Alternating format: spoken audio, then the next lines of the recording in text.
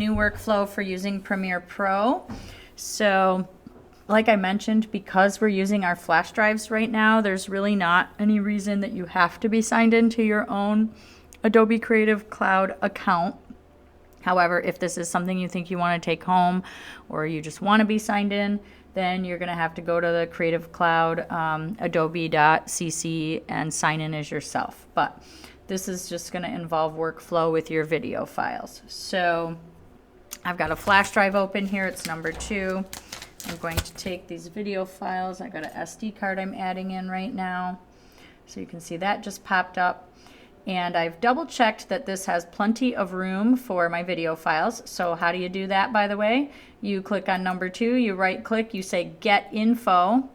And look, I just cleared a bunch off of this. It has 109 gigs available. That is a ton. And remember, we want to be at least 70 gigs, I would say, or more starting a new project. And if it's a large project, I would encourage you to have even more.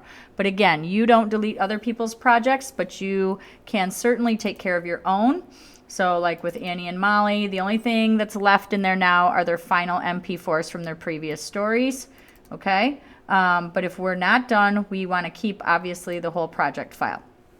So we have plenty of space here. So what we're going to do is I've got this untitled folder. I'm going to rename it. I'm just going to call this test project. Obviously you need to make sure that you name your projects something appropriate and with your names so that nothing accidentally gets deleted. It's super important. Okay.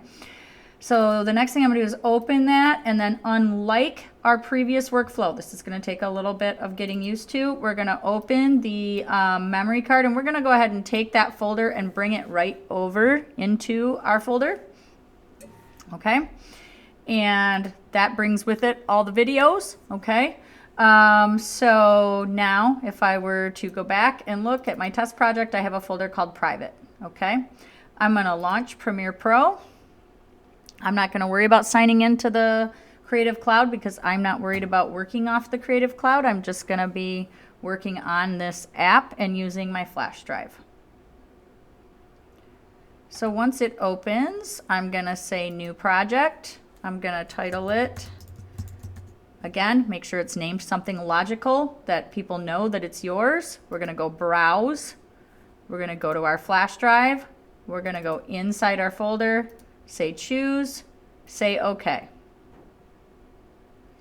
So what you'll notice right there is that now I have, and it is purple also, a new kind of purple file. Okay. So the next step I have to do is import my media. The way we were using Final Cut Pro, it was importing it for us, but this is not set up the same way. We're going to double click inside this import media box, and we're going to go ahead and click in this. We're going to grab that and hit import. Now notice that it says that it failed, but it actually didn't fail. There are certain parts of the wrapped file that it didn't bring over, but from what we can see, it appears not to be affecting actually bring the video over. So if I look, there's my video file, which is great.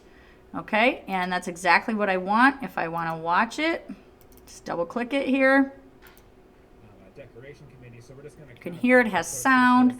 It looks good. I don't see any problems with it. Okay, so that's good news. And then to actually get started on a timeline, it just says drop media here to create. So we're going to bring it over. Okay, and we've got this media file right here. And now this is where I can start using, here's my blade. It's C now. This has some different effects. This is your selection tool. You've got some different things you can do, but basically you know how to cut, you know your levels, things like that. You'll import audio files the same way you used to. You'll still record them.